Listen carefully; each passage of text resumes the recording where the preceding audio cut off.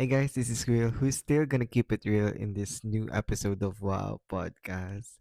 And in this episode, we're gonna talk about women because March is International Women's Month. And as hindi ko alam talaga kung paano ako mag-start, pero I decided to do an episode specifically for women. Kasi nga, yung mga recent news na napapadpad sa FYP ko, yun yung inspiration nito. Let's talk about yung recent news about remarks towards Ann Curtis. And yes, um, if you guys didn't know yung remarks doon, actually, hindi ko nga talaga gets kung bakit na bring up yung name ni Ann Curtis doon sa hearing na yon. Well, it was used for an analogy, I believe. Tapos by Bong Suntay, yeah. Tapos ginamit siya.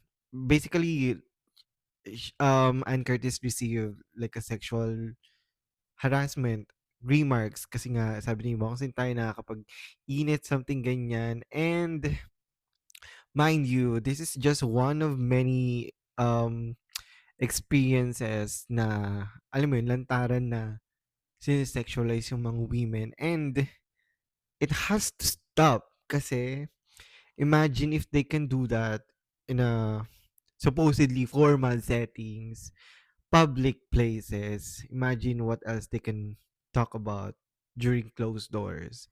And for a political person na magkaroon ng ganong remarks or mindset, isn't it too problematic to encounter those type of people wherein, yes, this is not new. Alam ko yung system talaga sa Philippines sobrang problematic. Kasi what do you mean, yung mga plunder, yung mga history ng corruption, they're still in power. Pero let's talk about this specific topic na women. Even before, diba? May president tayo before na um, nagmumura, ganyan, and meron pang nang kiss ng girl in public just because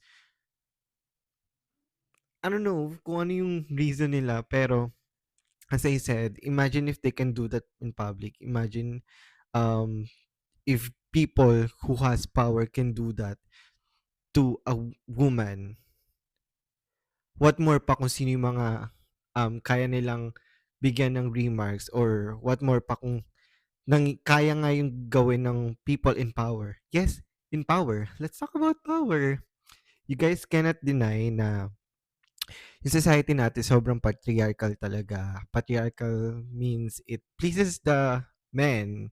Sobrang, even the law, di ba? Yung pag kinasal ka, ganyan.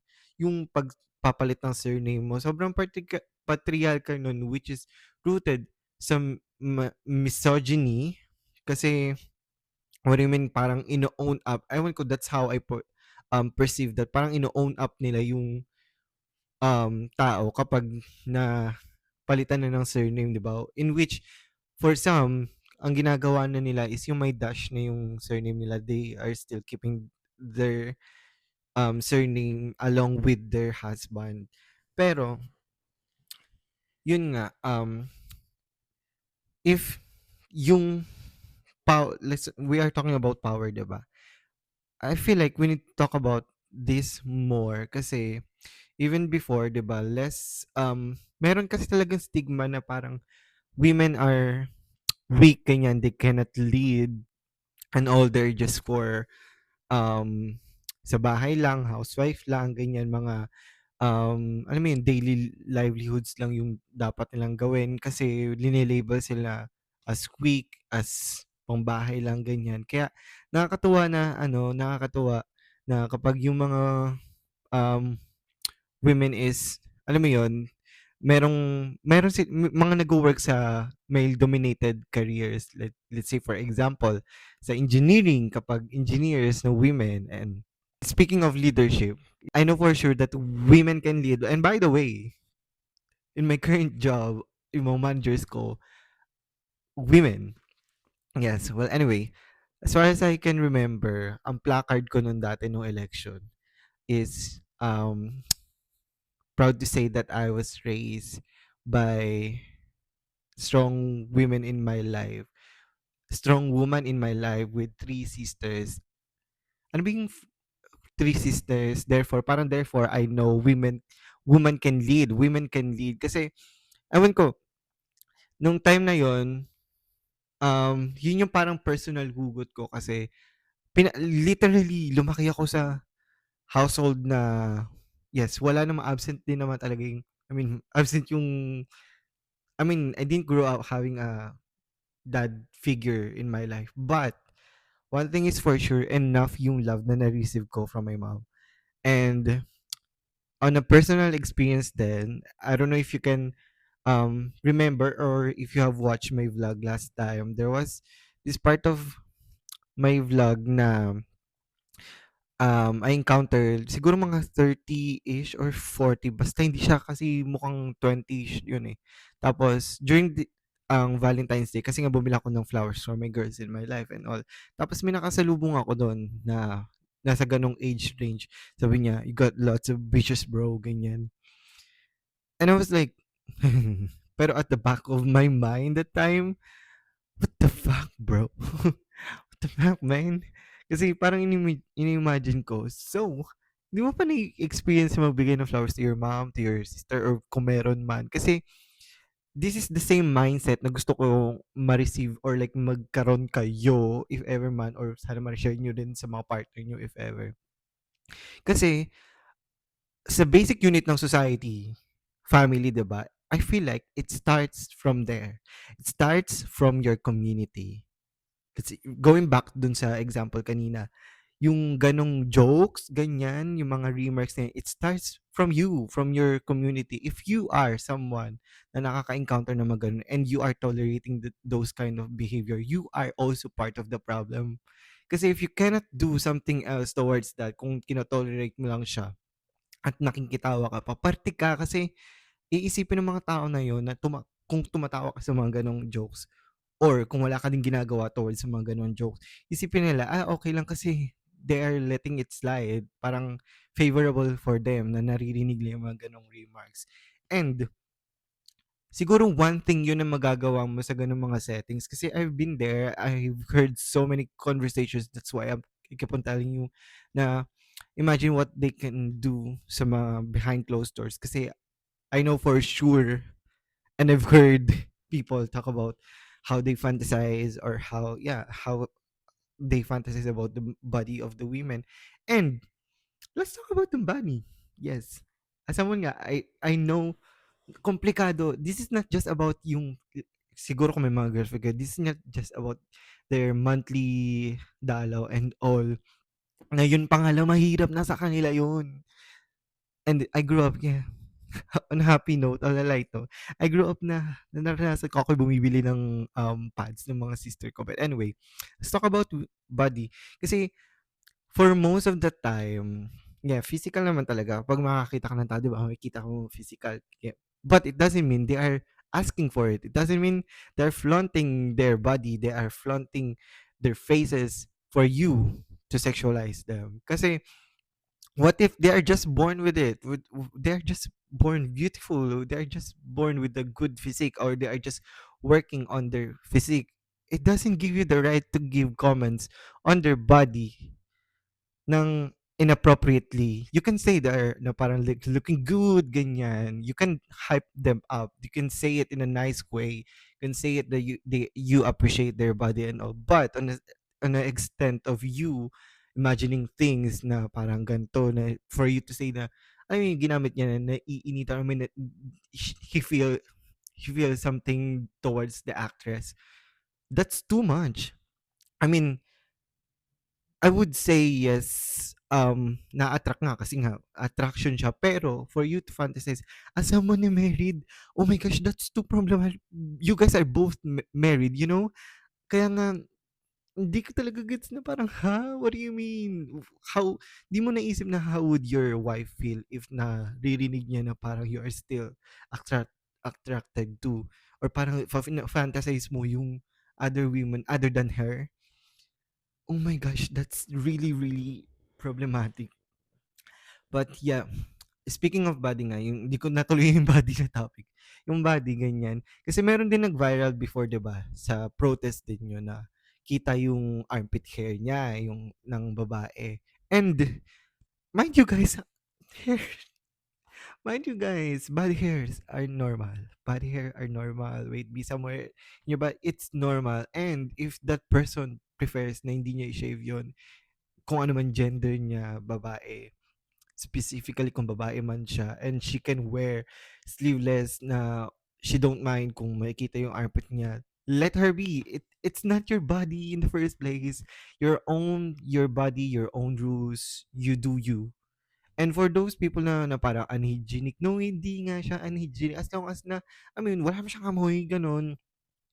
As long as na, alam mo yun, parang, to pa sobrang ano ba, body niya nga na parang, ano, tataas ba yung sahod niya diyan o parang mag may mga mangyayari ba kung i-shave niya or hindi, 'di ba hindi naman. Ang point is that even sa mga stretch marks, yung mga, skin pigmentation, it's normal. Oh my gosh. At this point, hindi ko alam kung these are the things na akala ko naman ina-assume ko na tapos na tayo diyan. Pero meron pa pala. I mean, meron pa pala mga gano'ng tao pa pala, and I'm just here to, amplify those kind of mindset, amplify those kind of, behavior na, I mean, let them be as long as hindi naman sila nakakasakit ng tao, ganyan. And speaking of body as well, isa rin na, I would say something na we need to push pa more is their own autonomy sa body nila. And we are talking about abortion. Yes, I know Philippines or sa mga iba, sorry, may mga, meron pa rin tayong reservation about that kasi may biblical perspective, ganyan, na parang you're killing daw yung baby, ganyan. I mean, hindi pa naman siya baby talaga, fetus pa lang or like kung ano. Pero anyway, in my standpoint, kung sino man yung kung sino man yung nagdadala nun, sila yung magde-decide. Let people have the choice to, um, abort. Let them decide on, about their body. Kasi imagine if, let's say for example, victim siya ng, rape. Tapos ang mindset ng mga taong nakapaligid sa kanya is buhayin yon kasi blessings, or it could lead to another sin kung, um, ipapalaglag nga, ganyan, ipapa-abort niya. Pero imagine if she didn't want to have that baby in the first place. Hindi niya choice yun. And this is not just about the body itself, abortion and all. But yung, let's say, yung another topic along with this is virginity. Kasi 'di ba ang idea sa mga biblical perspective is naka-attach yung worth ng babae kapag virgin pa, or like walang experience sa mga, alam mo yun, yung basta yung mga old narratives pa, or hindi ko naman sinasabi na old and hindi ko naman sinasabi na hindi pa rin apply, pero as we progress in life, hindi ba mas okay kung we're gonna embrace how things changes in this world, kasi hindi na natin gano'n kakontrol kung ano yung certain experiences ng mga tao. That's why I keep as I said before, na let them, I mean, give the authority to that person, to the woman. Kasi imagine kung yun nga, papalaki mo na just for the sake na hindi ka rin hindi ka magkasala, pero hindi mo naman siya ginusto na magkaanak along the way growing up, yung anak, hindi mo na siya alam kung paano. Yes, possible naman na malalaman mo kung paano mamahalin, ganyan. Pero victim nga siya eh. Let's say nga, victim siya ng sexual harassment or rape. And same thing na, ang dami ko nang iisip, oh my God. Same thing na problematic na sa, this is not just about yung body nga, 'di ba? Parang this is not just about na ayan kasi nagpo-portray siya or nagpo-post siya ng mga swimsuits, ganyan, ng mga photos na skin revealing ko, no? I mean, at this point, hindi talaga about dun yun eh. Hindi about siya sa um flaunting ganyan, flaunting what they have in the first place, 'di ba? Hindi siya about dun kasi kung rapist siya, same thing na kung cheater ka talaga. Same thing na kung manyak ka talaga. So, yung mindset na gano'n, it has to stop kasi, it's time na as we progress, imagine kung ganitong bagay pinoproblema pa natin. Oh my gosh, there are so many things na dapat I mean, hindi naman 'to ano lang, mababang bagay lang, ha? Hindi natin nilalang 'to, pero isa 'to sa mga dapat nating pag-usapan kasi, as much as possible dapat yung mindset natin is alam mo yun, nag-a-adapt tayo sa society na meron tayo ngayon. Kasi people are changing and this is not just to talk about na yung hate, ganyan, but more of me as a cis man, um, the reason why I am sharing this is maybe you have a partner too na ganito yung mindset and actually dapat nga mas tumataas yung standard ng mga ano eh, mga tao sa kung sino yung pipiliin nilang partner. Same thing na naalala ko lang yung saying na you cannot choose, I mean your kids cannot choose their father, but you can choose your husband. So, with that, I believe important na pumili ng mamahalin, I mean, yung pipiliin mong partner kasi nga one is ikaw yung first choice mo yun eh. I mean, ikaw yung pipili ng taong kalalakihan ng ano mo, ng mga anak ko. Kung gusto niyo man mag-anak pa in this economy. But yeah, isa yun sa hardest decision I believe and I respect talaga um yung mga women na especially mga single mom. Oh my God. I'm so so proud of my mom.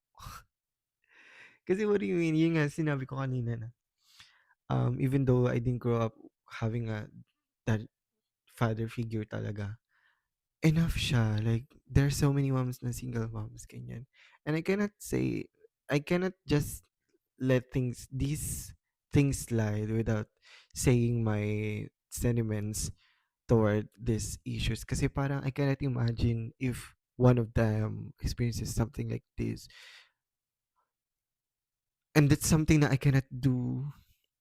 Kasi, alam mo yun, parang, kaya nga hindi ko nagigets yung mga ganong tao eh. Ganong lalaki na parang, wala ba kayong nanay? Hindi ba kayo, hindi ba kayo nagkaroon ng chance na mag umisip man lang ng I mean, sumagi mo lang sa isip niyo parang, what if yung kapatid ko, pinsan ko, people I know, and kung wala man, hindi ibig sabihin nun magiging gano'n ka na. I mean, you choose your people, it's just surround mo yung taong yung mga kakaibiganin mo, hindi lang 'to dahil sa masaya, ganyan, sa mga, um hobbies niyo, ganyan. That's why sinasabi ko kanina na importante na yung mga mindset, parang you hang out with the people that has the same mindset as yours or core values as yours. Kasi this is not about having to disagree. I mean, agree to disagree. Yes, we can have so many different opinions sa mga likes natin sa I like apple, I like banana and sa mga ganun. Pero in terms of human rights, bro, no. No at all. I guess this is another episode of me yapping talaga kung ano man yung gusto ko masabi. So far wala na ako masyadong gusto pang expound or kung meron man ako nakalimutan or kung gusto niyo man meron man kayong suggestion pa or like discussion, the comment section is open for discussion. We can talk about um the topic. But yeah, that's just about it. And I guess to end this as a cis man, I feel like it's time for us to speak for topics na kahit hindi tayo personally involved as long as alam natin na mali yun. Kasi if you cannot just take side and make a stand, on something na alam mong mali, that's privilege. Literal na privilege yun. And I don't wanna be on that level. And I want to use my, wow, talaga naman. Tuloy-tuloy talaga siya. No, no, for real. I wanna use this platform then to share the same mindset to my little community, and I hope you can do the same thing. As I said, it starts within your community. It could be sa mga tito mo, kapatid mo, ganyan, pamangkin mo, na may mga baluktok na mindset. And yes, we need them. We need them to change their minds kasi nga we as members of the society, we influence each other. So problems like this um will not be eliminated or eradicated kung hindi natin i-help each other to share the same values na will benefit us and the future sa mga next generation in the future. Well, yeah, that's just it for this video. I hope you enjoyed watching this podcast episode. And if you want more topic suggestion, you can leave them below. Kasi medyo kailangan ko din talaga na parang pigain ang utak ko na mag-yap-yap pa. And sanayin yung salita ko na mag-yap in a long form video. So yeah, I hope you enjoyed and I'll see you guys on the next episode of my podcast. So yeah, bye-bye.